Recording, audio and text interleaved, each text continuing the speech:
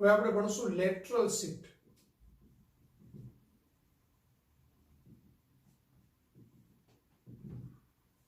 તો lateral shift એટલે શું પહેલા એ સમજાવું. સપોઝ આપણી પાસે એક કાચનો લંબઘન છે.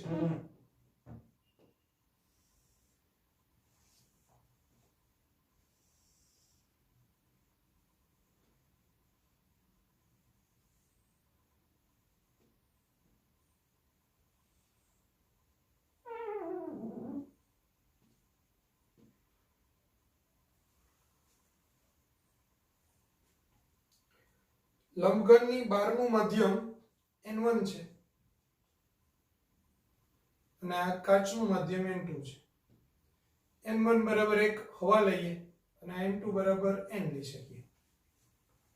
તો પ્રકાશનું કિરણ એ θ1 ખૂણે આપાત થાય છે.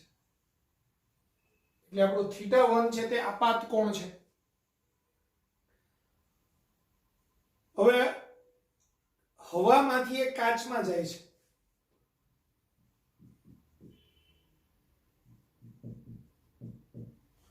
તો હવામાંથી કાચમાં જાય તો કાચ છે એનો વક્રી ભવનાંક 1.5 છે અને હવાનો વક્રી ભવનાંક 1 છે. તો હવા એ પાતળું માધ્યમ કહેવાય અને કાચ ઘટ માધ્યમ કહેવાય. તો પાતળામાંથી ઘટમાં જાય છે તો પાતળું એટલે તરફ. તો એ લંબ તરફ વાંકું વળશે એટલે એને જવું હતું આમ. જો અહીંયા કાચનો સ્લેબ ન હોત તો એ સીધે સીધું આમ નીકળત, બરાબર. પણ એની જગ્યાએ કાચના સ્લેબની હાજરીના કારણે એ લંબ તરફ વાંકું વળશે અને ક્યાંક આમ જશે. આ ખૂણો છે θ2. હવે અહીંયા પાછું આપણે આ સપાટી પાસે સપાટીએ દોરેલો લંબ વિચારીએ તો આ θ2 થશે.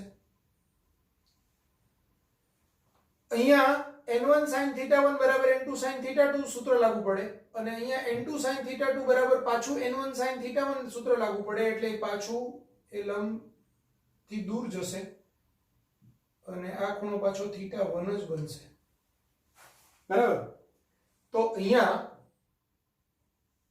આ કિરણ છે એ આ કિરણને સમાંતર બહાર નીકળશે પણ સહેજ ખસીને બહાર નીકળશે. તો એ બે વચ્ચેનું જે ડિસ્ટન્સ આવે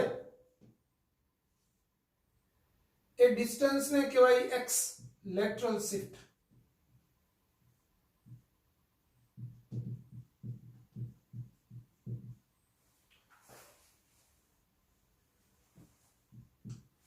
કારણ કે અહીંયા n1 sin θ1 બરાબર n2 sin θ2 અને અહીંયા n2 sin θ2 બરાબર પાછું અહીંયા n1 sin θ1 જ આવે.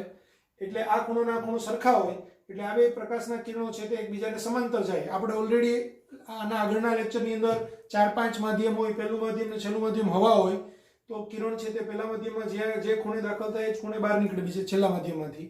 કે બે ખૂણા સરખા હોય એટલે પહેલું અને છેલ્લું કિરણ છે એકબીજાને સમાંતર હોય એવી આપણે ઓલરેડી ડિસ્કશન કરેલું છે. તો અહીંયા એક જ કાચનો સ્લેબ છે.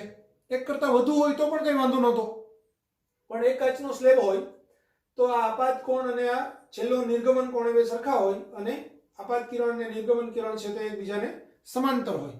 તો એ બે કિરણો વચ્ચેનું જે લંબ અંતર છે એને લેટરલ શિફ્ટ કહેવાય. એટલે પ્રકાશનું કિરણ છે એને આમ જવાનું હતું એની જગ્યાએ એ આમ જવાની જગ્યાએ સહેજ ખસીને અહીંથી બહાર નીકળશે. તો એ કેટલું ખસ્યું સમાંતર હોરિઝોન્ટલ એ એનું લેટરલ શિફ્ટ કહેવાય. તો મારે આ x નું સૂત્ર તારવવું છે, બરાબર. ધ્યાન આપજો. હવે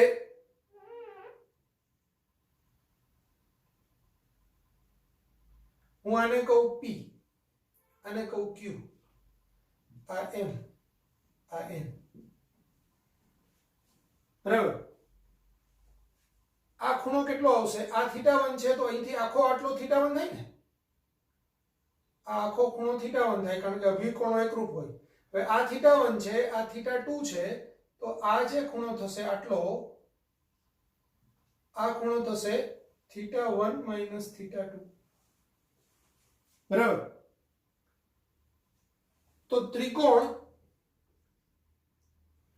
PQM માં આ કાટખૂણો છે કારણ કે આના પરથી આના પર લંબ ડ્રો કર્યો છે. તો ત્રિકોણ PQM માં અહીંયા કાટકોણ ત્રિકોણ લખો, કાટકોણ ત્રિકોણ PQM માં આ કર્ણ છે PQ એટલે sin θ1 minus θ2 બરાબર QM એટલે કે સામેની બાજુ છેદમાં કર્ણ QM ના છેદમાં PQ, QM એટલે x, x ના છેદમાં PQ. તો PQ ને હું સૂત્રનો કરતા કરું તો PQ બરાબર શું થશે x upon sin θ1 minus θ2 થાય, પરિણામ 1. તે જ રીતે અહીંથી આને આમ છેક અહીંયા સુધી લંબાવી દઉં તો PQN કાટકોણ ત્રિકોણ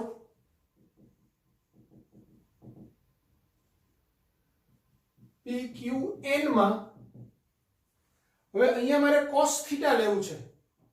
જો આ T છે એ સ્લેબની જાડાઈ છે, thickness of slab.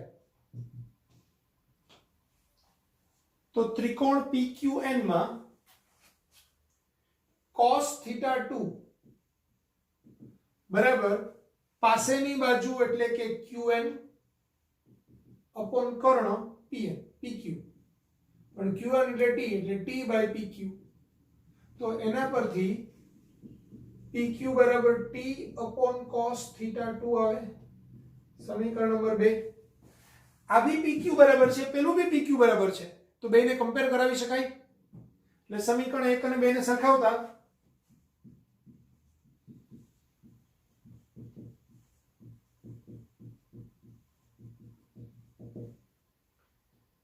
તો x upon sin θ1 minus θ2 બરાબર t upon cos θ2 થાય. તો એના પરથી x નું સૂત્ર મળે t sin θ1 minus θ2 upon cos θ2.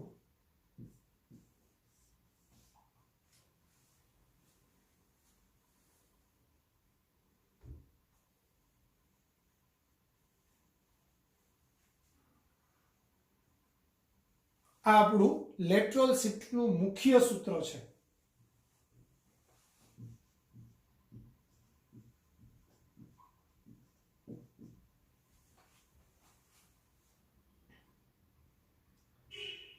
હવે એનો ખાસ કિસ્સો,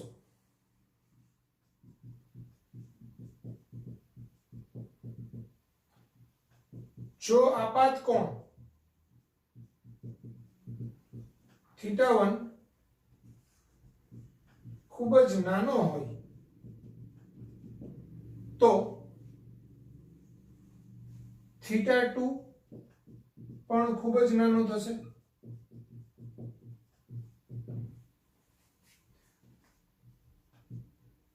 આવા સંજોગોમાં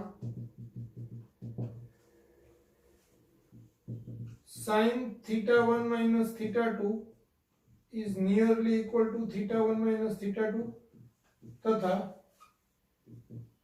cos θ2 is nearly equal to 1 થશે.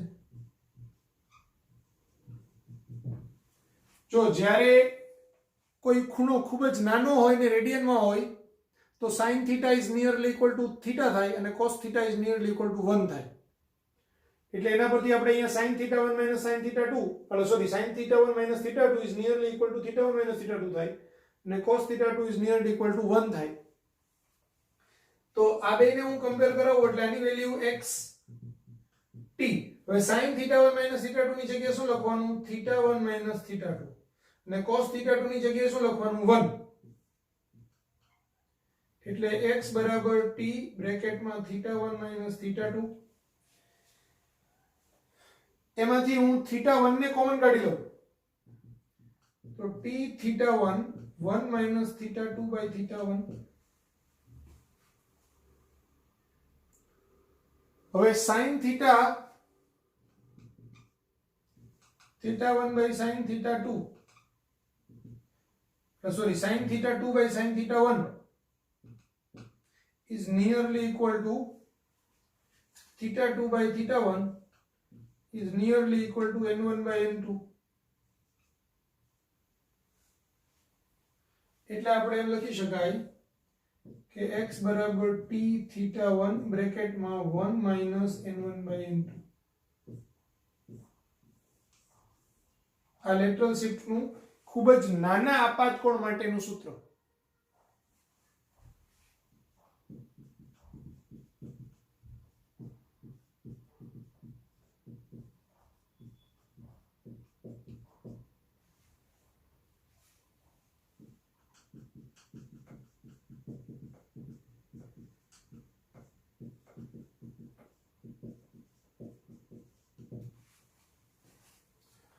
આ લેટરલ શિફ્ટનું વ્યાપક સૂત્ર છે, બધે જ ચાલે. આ લેટરલ શિફ્ટનું સૂત્ર છે તે θ1 ની કિંમત ખૂબ નાની હોય તો ચાલે. 5 અંશ હોય, 4 અંશ હોય, 3 અંશ હોય, 2 અંશ હોય, 10 અંશ સુધી ચાલે. પણ જ્યારે લેટરલ શિફ્ટની કિંમત છે તે તમારી θ1 ની આપાત કોણ છે તે 45 અંશનો હોય, 60 અંશનો હોય તો નહીં ચાલે. તો આ જ સૂત્ર લેવું પડે. ક્લિયર? લખી કાઢો.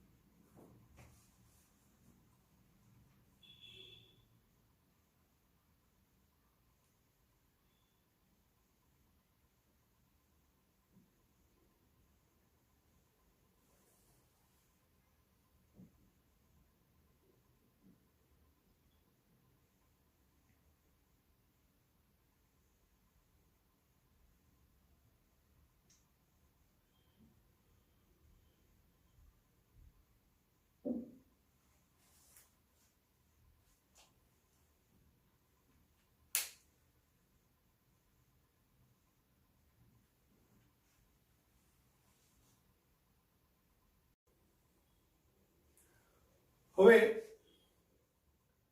ઘટ માધ્યમમાંથી એટલે તો પાતળા માધ્યમમાંથી ઘટ માધ્યમમાં લગભગ શિરોલંબ જોતા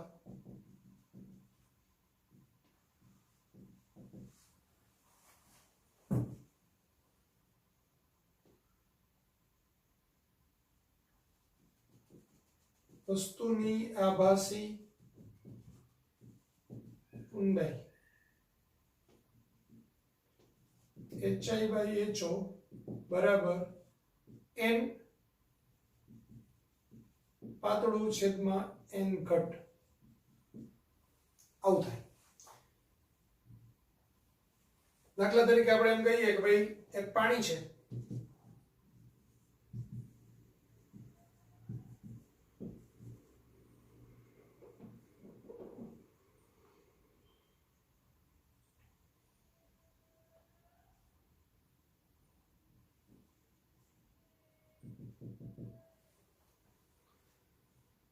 અહીંયા એક વસ્તુ છે,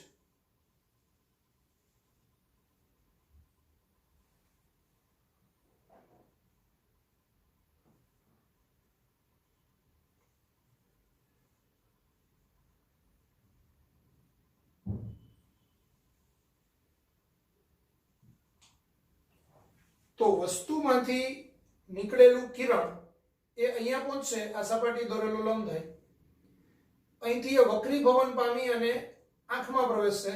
તો આ આંખ અહીંયા જે આંખ છે જે વ્યક્તિની, એ વ્યક્તિને એ વસ્તુ અહીંથી હું લંબ ડ્રો કરીશ તો એને અહીંયા છેદે અને આમ લંબાવવાથી તો એને અહીંયા દેખાશે. એટલે આ વસ્તુ, આ પ્રતિબિંબ, બરાબર, તો આ ઊંડાઈ આવે hi અને વસ્તુની આવે ho.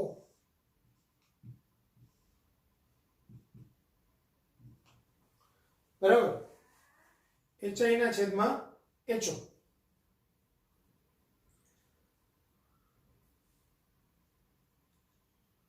આ હવા છે એટલે કે પાતળું માધ્યમ છે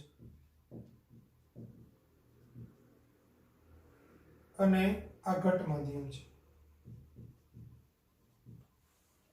તો પાતળા માધ્યમમાંથી ઘટ માધ્યમમાં જઈએ તો વસ્તુ છે તે એની જગ્યાએથી સહેજ ઊંચી આવેલી દેખાય. આપણે અંદર પેન્સિલ રાખેલી હોય અડધી પાણીમાં ને અડધી પાણીની બહાર, તો પેન્સિલ આપણે વાંકી વળેલી દેખાય. બરાબર. કોઈ સિક્કો આપણે મૂકેલો હોય તો સિક્કો છે સહેજ આપણને ઊંચો દેખાય, લગભગ આપણે ઉપરથી જોઈએ તો સિક્કો એના કરતા સહેજ ઊંચે આવેલો દેખાય.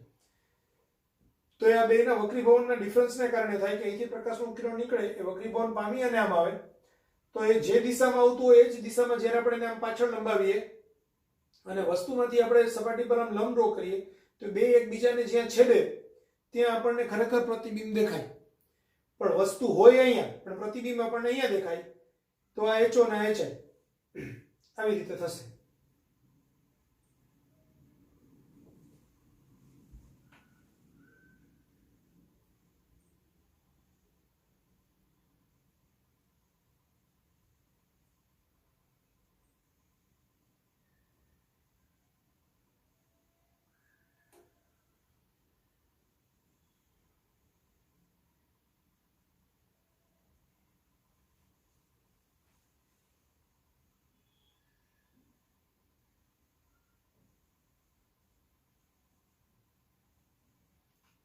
હવે આ સૂત્ર હું તમને સાબિત કરીને બતાવું, સમજો. હું એમ કહું કે ભાઈ આ આપાત કોણ છે તે θ1 છે, આ છે θ2 છે, θ1 છે θ2 છે. હવે આ θ2 હોય તો આ એકબીજાને છેદે તો આ θ2 થાય, પણ અભિકોણ એકરૂપ હોય એટલે આ θ2 થાય. આ θ1 હોય તો આ θ1 થાય. તો હવે અહીંથી આ જે ત્રિકોણ છે ને આટલો, એ ત્રિકોણને હું અહીંથી આમ ફરીથી ડ્રો કરું.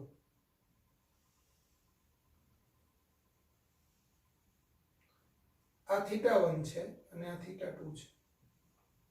બરાબર. આ હું એમ કહું કે આ A B આ C અને આ D. તો ત્રિકોણ ABC માં શું થાય? આ ડિસ્ટન્સ tan θ1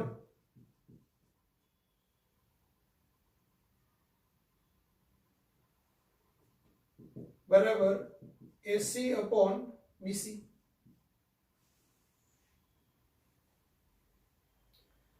એટલે AC upon BC એટલે અહીંથી અહીંયા સુધીનું ડિસ્ટન્સ એટલે HO.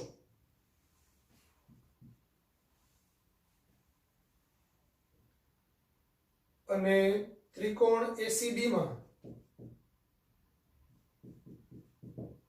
tan θ2 બરાબર AC upon CD થાય, એટલે AC upon HI થાય. હવે નાના આપાત કોણ માટે લગભગ શિરોલંબ દિશાનું અવલોકન હોય તો θ1 ને θ2 ના મૂલ્યો ખૂબ જ નાના હોય, તો θ1 ને θ2 ખૂબ જ નાના મૂલ્યો માટે tan θ1 is nearly equal to sin θ1 તથા tan θ2 is nearly equal to sin θ2 થાય. તો હવે આ સૂત્રો થઈ જશે sin θ1 બરાબર AC by HO અને sin θ2 બરાબર AC by HI. તો હું ગુણોત્તર લઉં તો sin θ1 by sin θ2 બરાબર છેદનો છેદ અંશમાં જાય એટલે HI by HO. બરાબર. પણ sin θ1 by sin θ2 એટલે n2 by n1 સ્નેલના નિયમ મુજબ, એટલે આ n2 by n1 બરાબર HI by HO. બરાબર. હવે આને આપણે n1 કીધેલું છે પાતળા માધ્યમને, આ n2 છે ઘટ માધ્યમ, તો HI by HO એટલે આ n2 by n1, પણ n2 એટલે ઘટ, તો n ઘટ છેદમાં n પાતળું.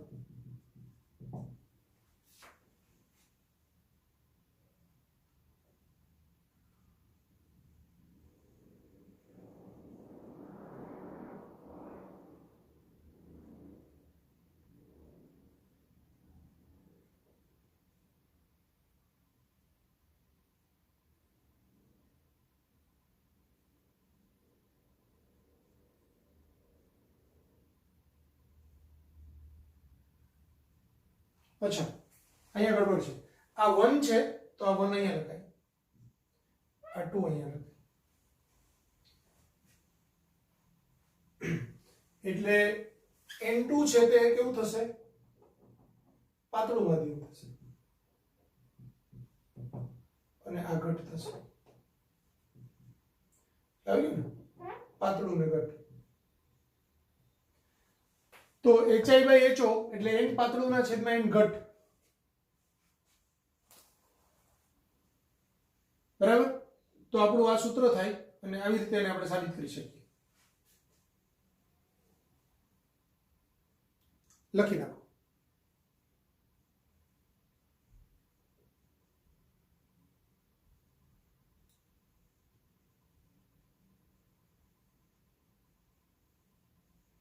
ખાસ યાદ રાખજો, જ્યારે પાતળા માધ્યમમાંથી આપણે ઘટ માધ્યમમાં ઉપરથી આપણે નીચે જોઈએ તો વસ્તુ છે એની હાઈટ જે હોય એ હાઈટ થી ઊંચી આવે. એટલે HO મોટું હોય, HI નાનું હોય. બરાબર? આ પાતળું ના ઘટ હોય ત્યારે ખાસ કરીને હવામાંથી જોતા HI/HO એટલે N પાતળું એટલે 1 અને N ઘટના વક્રી ભવનાંકને આપણે n કહીએ તો HI બરાબર HO/n થાય.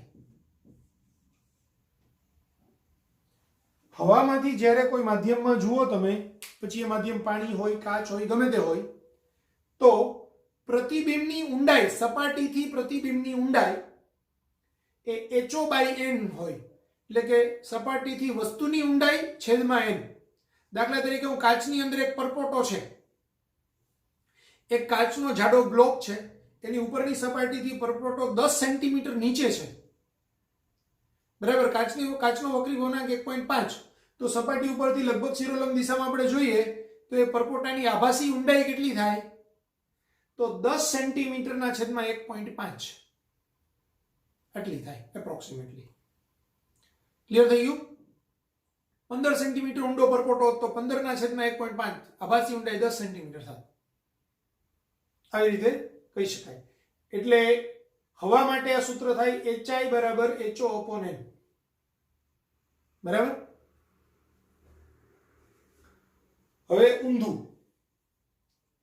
પાતળા માધ્યમમાંથી ઘટ માધ્યમમાં લગભગ શિરોલંબ દિશામાં જોતા વસ્તુની આભાસી ઊંડાઈ એની જગ્યાએ ઘટ માધ્યમમાંથી પાતળા માધ્યમમાં, ઘટ માધ્યમમાંથી પાતળા માધ્યમમાં લગભગ શિરોલંબ દિશામાં જોતા વસ્તુની આભાસી ઊંડાઈની જગ્યાએ હવે આવશે ઊંચાઈ. તો પહેલા આપણે શેમાં જોઈએ છે? ઘટમાં. તો ઘટ અંશમાં આવશે. અને બીજું માધ્યમ કયું છે? પાતળું. તો પાતળું છેદમાં આવશે. બરાબર? HI/HO એટલે પહેલું માધ્યમ જેમાંથી આપણે જોઈએ છીએ અને બીજા માધ્યમ છે આપણું વસ્તુ જેમાં છે તે. પહેલું માધ્યમ આંખ જેમાં છે તે અને બીજું માધ્યમ વસ્તુ જેમાં છે તે. હવે આંખ જેમાં છે તે એને આપણે વ્યાપક રીતે એમ કહેવાય NI અપોન વસ્તુ જેમાં છે તેને કહેવાય NO એટલે ઓબ્જેક્ટ. તો HI/HO એટલે NI/NO. NI એટલે I આંખ અપોન NO એટલે N ઓબ્જેક્ટ. તો પછી બે સૂત્ર આવી ગયા. જ્યારે આંખ હવામાં હોય ત્યારે હવા એટલે પાતળા માધ્યમનો વક્રી ભવનાંક આવે ને નીચે ઘટ માધ્યમનો વક્રી ભવનાંક આવે. જ્યારે આંખ ઘટ માધ્યમમાં હોય ત્યારે અહીંયા ઘટ આવે અને અહીંયા પાતળું આવે. એટલે HI/HO બરાબર NI/N ઓબ્જેક્ટ એ વ્યાપક સૂત્ર છે, બેયમાં ચાલે. આ કેસમાં પાતળામાંથી હવામાં જો ઘટમાં જોઈએ ત્યારે આંખ હવામાં છે એટલે અહીંયા હવા એટલે કે પાતળા માધ્યમનો વક્રી ભવનાંક આવે. તો આગળના સૂત્રમાં અહીંયા મેં ઓલરેડી સુધારી નાખ્યું છે. નહીતર અહીંયા શું હતું આપણું? n પાતળું છેદમાં n ઘટ. તો NI પાતળા માધ્યમમાં આંખ હોય ત્યારે n પાતળું છેદમાં n ઘટ થાય અને આંખ જ્યારે ઘટ માધ્યમમાં હોય ત્યારે n ઘટના છેદમાં n પાતળું થાય. ઓબ્જેક્ટ પાતળા માધ્યમમાં હોય. ક્લિયર થઈ ગયું?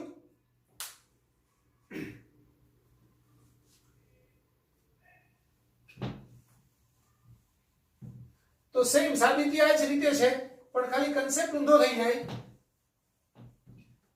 કન્સેપ્ટ આવો થાય કે ભાઈ આ ઘટ માધ્યમ છે, હવે આંખ અહીંયા છે,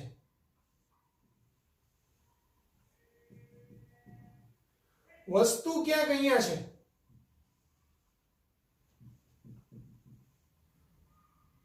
બરાબર? તો વસ્તુમાંથી નીકળેલું કિરણ આ ઘટ માધ્યમ છે, આ પાતળું છે. તો પ્રકાશનું કિરણ પાતળામાંથી ઘટમાં જાય તો પાતળામાંથી ઘટમાં જાય એટલે લંબ તરફ આંકવું વળે, તો એ લંબ તરફ આંકવું વળી અને આંખમાં આવશે, બરાબર? પણ આંખની વસ્તુ ક્યાં દેખાશે? તો કે એ આને લંબાવશે અને આમાંથી એક લંબ ડ્રો કરશું સપાટી પર, એ બે જ્યાં એકબીજાને છેદશે ત્યાં એને વસ્તુ દેખાશે, એટલે પ્રતિબિંબ અહીંયા દેખાશે ક્યાંક, બરાબર?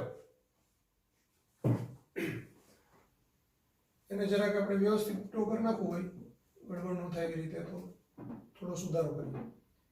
અહીંયા પ્રતિબિંબ દેખાય છે,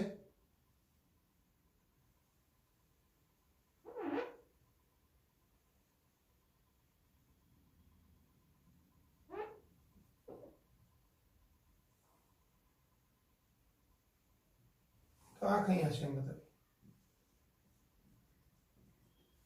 બરાબર? આ પ્રતિબિંબ, આ HI આવે, આ HO આવે. તો વસ્તુમાંથી નીકળેલું કિરણ છે આમ વક્રીભવન પામી અને એને આમ જવાનું હતું સીધું, પણ એની જગ્યાએ વક્રીભવન પામીને આંખમાં આવે એટલે પ્રતિબિંબ અહીંયા દેખાય. તો એ પ્રતિબિંબ દેખાય કઈ દિશામાં દેખાય? તો કે આને હું પાછળની બાજુએ ડોટેડ લાઈન આમ લંબાવું, આનામાંથી એક લંબ ડ્રો કરું, તો એ એકબીજાને જ્યાં છેદે ત્યાંનું પ્રતિબિંબ રચાય. તો HO નાનું હોય, HI મોટું હોય. આમાં બી બે ત્રિકોણ વાળો સેમ કન્સેપ્ટ એપ્લાય થાય. હું એમ કહું કે ભાઈ આ A છે, આ B છે, આ C છે અને આ D છે, તો સેમ આ જ લાગુ પડે. હવે ત્રિકોણ ABC ની અંદર આ ખૂણો θ1 થાય અને આ θ2 થાય, સેમ રીતે.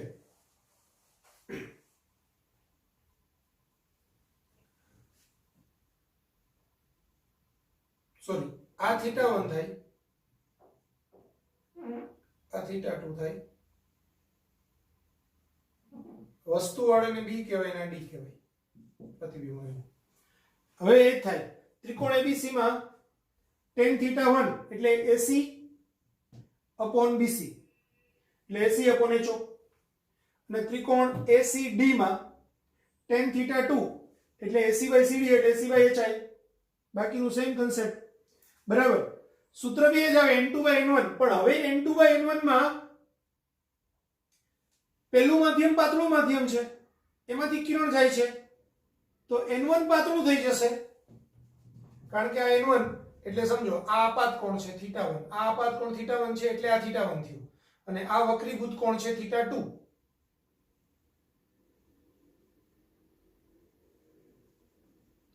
બરાબર? આ θ2 થયો એટલે આ θ2 થયો, આ θ2 થયો એટલે આ θ2 થયો, તો આ N1 થશે ને આ N2 થશે.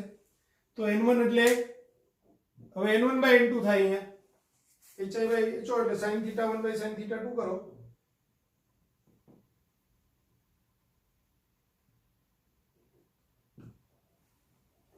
એટલે N ઘટ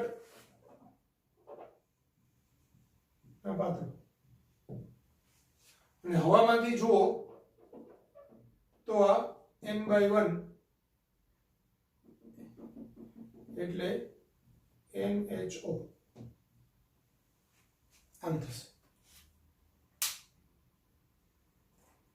સેમ. હવે આખું લખી નાખો, બીજો કેસ થઈ ગયો.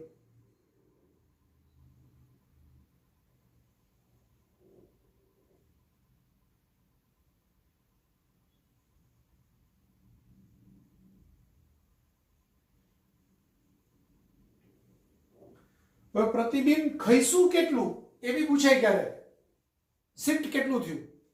તો પહેલા પ્રતિબિંબની ઊંચાઈ આટલી હતી, હવે આટલી થઈ, તો એ આટલું ખઈશું કહેવાય ને, ઊંચે આવ્યું કહેવાય. પ્રતિબિંબ કેટલું ઊંચે આવશે એમ પૂછાય. તો પ્રતિબિંબ ઊંચે આવશે કેટલું? HI - HO જેટલું ઊંચે આવશે. પ્રતિબિંબ HI માઇનસ HO બરાબર NHO માઇનસ HO એટલે કે N માઇનસ 1 HO જેટલું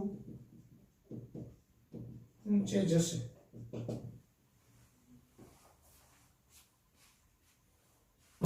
પેલામાં ઊંધું હતું. HO માઇનસ HI જેટલું ઊંચે જશે. તો HO માઇનસ HI કરીને એમાં કિંમત મૂકીને સાદુરૂપ આપી દો તો એ પેલામાં આવે. એ હું પછી લખી નાખું. પેલા આ લખી નાખો. આગળના કેસમાં શું આવે? HO મોટું હતું, HO માઇનસ HI એટલે HO minus HO by N એટલે એમાં HO કોમન કાઢો તો 1 માઇનસ 1 અપોન NHO આટલું એ ઊંચે જાય. 1 માઇનસ 1 અપોન NHO જેટલું ઊંચે જશે. આ આગળના કેસમાં પ્રતિબિંબ પછી આટલું આ લખવાનું જેટલું ઊંચે જશે આટલું વચ્ચે લખવાનું પેલા જગ્યાએ. આગળના કેસમાં લખી કાઢો જગ્યા હોય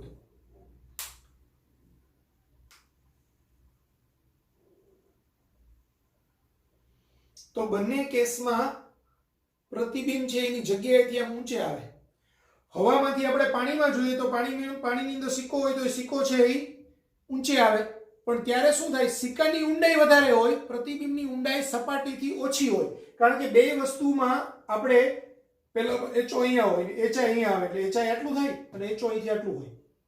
બરાબર? એટલે HO મોટું હોય ને HI નાનું હોય એટલે આપણે HO માઇનસ HI કરવું પડે. હવે પાણીની અંદર આપણે ડૂબકી મારીએ અને સ્વિમિંગ પુલમાં કોઈ વ્યક્તિ ઉપર ઉભેલો હોય કે કોઈ આગળ બાજુમાં સ્વિમિંગ પુલની બાજુમાં ઝાડ હોય, એનું કોઈ ફળ દેખાતું હોય કે કંઈ બી હોય તો એ ત્યાં હોય ત્યાંથી ઊંચું દેખાય એટલે ખૂબ ઊંચું દેખાય. પેલું આપણને નજીક આવે, સપાટીની પાણીની નજીક આવે, જ્યારે આ નજીક હોય ત્યાંથી આમ દૂર જાય. એટલે પાણીમાંથી જ્યારે હવામાં કોઈ વસ્તુ જોઈએ ત્યારે જેટલે એકચ્યુઅલી હોય એના કરતાં વધુ દૂર દેખાય અને જ્યારે હવામાંથી પાણીમાં જોઈએ ત્યારે વસ્તુ એકચ્યુઅલ જેટલી ઊંડી હોય એના કરતાં નજીક દેખાય. બરાબર? પણ જાય બે ઊંચે જ. આ વસ્તુ અહીંયા દેખાય ઉપરથી જુઓ તો આ અહીંયા હોય તો અહીંયા દેખાય, પણ અંદરથી જોઈએ તો વસ્તુ અહીંયા હોય તો એ અહીંયા દેખાય. એટલે આમાં એમ થયું ને, આ પ્રતિબિંબ અહીંયા હતું એ અહીંયા દેખાણું, આ અહીંયા વસ્તુ હતી તો એ આમાં આવ્યું. એટલે બે વસ્તુ ઉપર જાય પણ આ ઉપર જવામાં આની નજીક આવે એટલે કે સપાટીની નજીક આવે અને આ સપાટીથી દૂર જાય. ક્લિયર થઈ ગયું? કોઈ કન્ફ્યુઝન?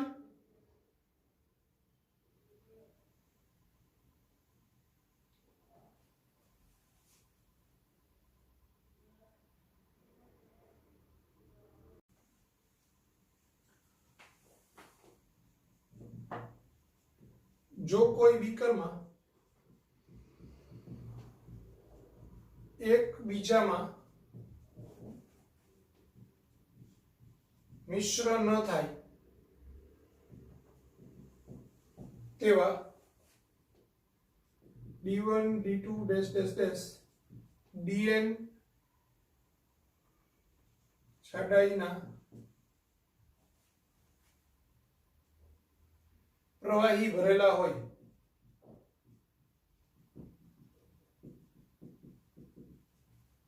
અને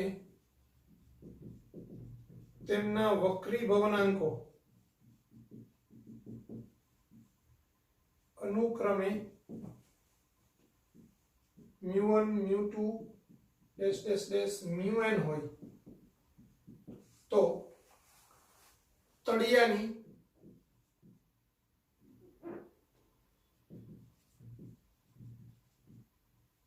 આભાસી ઊંડાઈ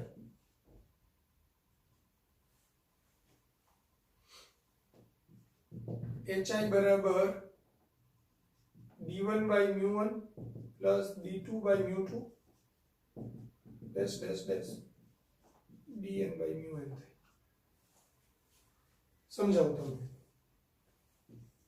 આ એક બીકર છે, એની અંદર આ એક, આ બે, આ ત્રણ, આ ચાર આવા જુદા જુદા ચાર સ્તરો છે. આની ઊંડાઈ D1 છે, આ D2, આ D3, આ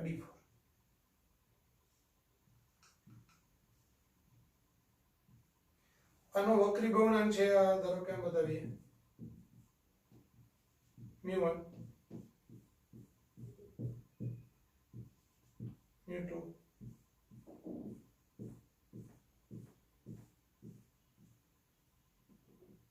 μ3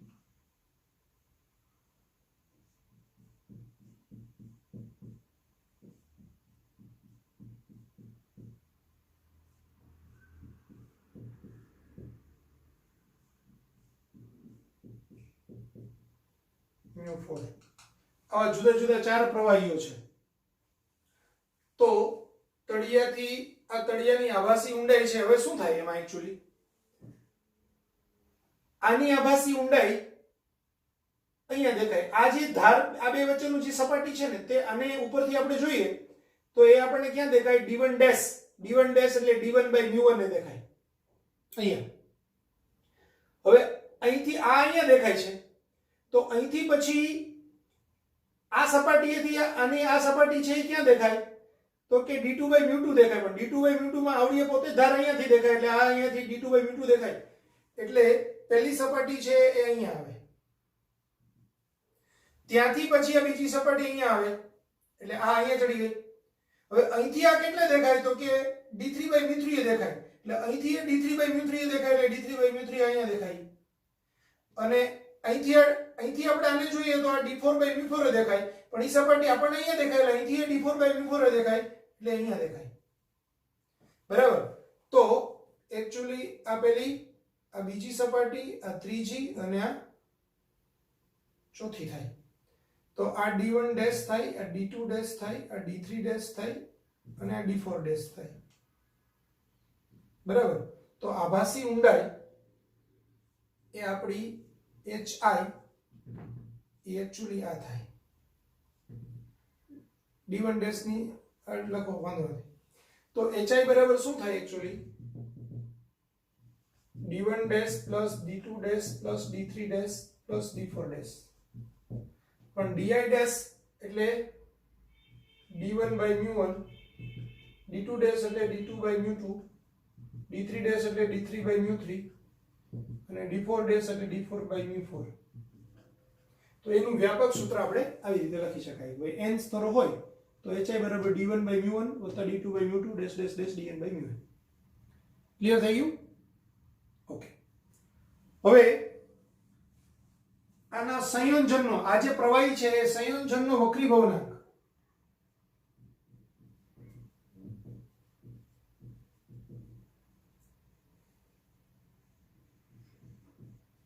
સમતુલ્ય વક્રી ભવનાંક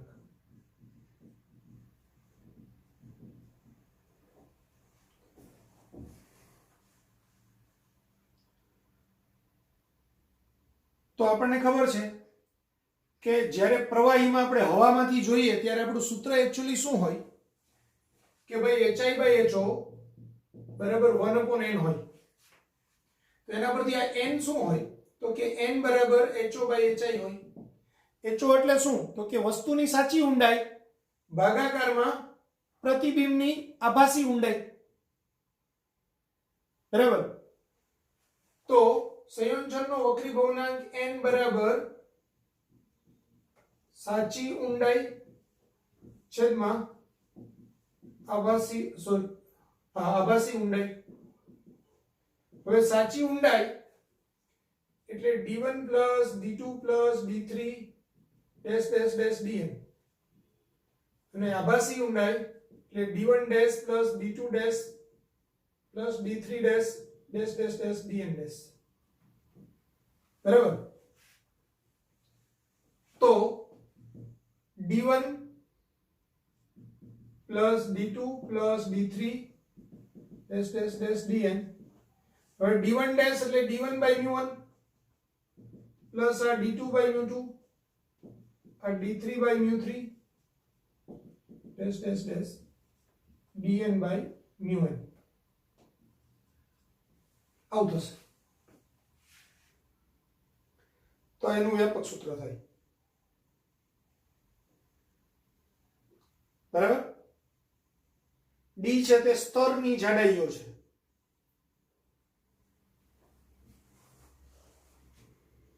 જો બે જ પ્રવાહી હોય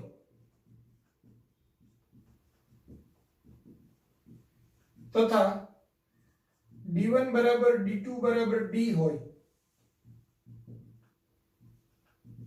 એટલે કે સમાન ઊંચાઈના હોય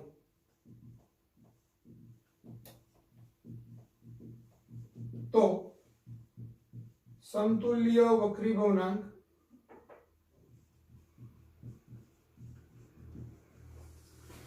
n બરાબર, હવે આ સૂત્રમાં આપણે બે જ પ્રવાહી છે પણ d1 બરાબર b d લખવાનું, d2 બરાબર b d લખવાનું અને છેદમાં d by μ1 plus d by μ2. તો આ શું થશે 2d અને છેદમાંથી હું d કોમન કાઢું તો 1 upon μ1 plus 1 upon μ2 dd cancel થાય તો 2 upon μ2 પ્લસ μ1 છેદમાં μ1 μ2 એટલે સમતુલ્ય વક્રીભવનાંક n બરાબર μ1 μ2 છેદમાં μ1 પ્લસ μ2. મ્યુ સંકેતની જગ્યાએ બધામાં જ n સંકેત વાપરો તોય કઈ વાંધો નથી, n1 n2 લખો બધે જ તો પણ કઈ વાંધો નથી. અમુક જગ્યાએ વક્રીભવનાંકને મ્યુ સંકેત વાપરવામાં આવે છે, અમુક જગ્યાએ વક્રીભવનાંક માટે n સંકેત વાપરવામાં આવે છે. અત્યાર સુધી બધે આપણે n વાપરો એટલે એક જગ્યાએ આપણે મ્યુ વાપરી લીધો એટલે તમને આઈડિયા આવે કે મ્યુ વાપરો કે n વાપરો એ વક્રીભવનાંક માટે પણ વપરાય છે બંને સંકેતો.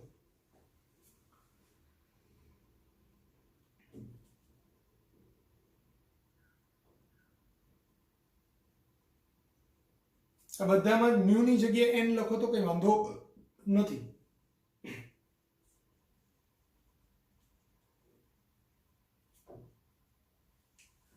આપણે અહીંયા પણ મ્યુ સાથે મ્યુ જ લખીએ ને.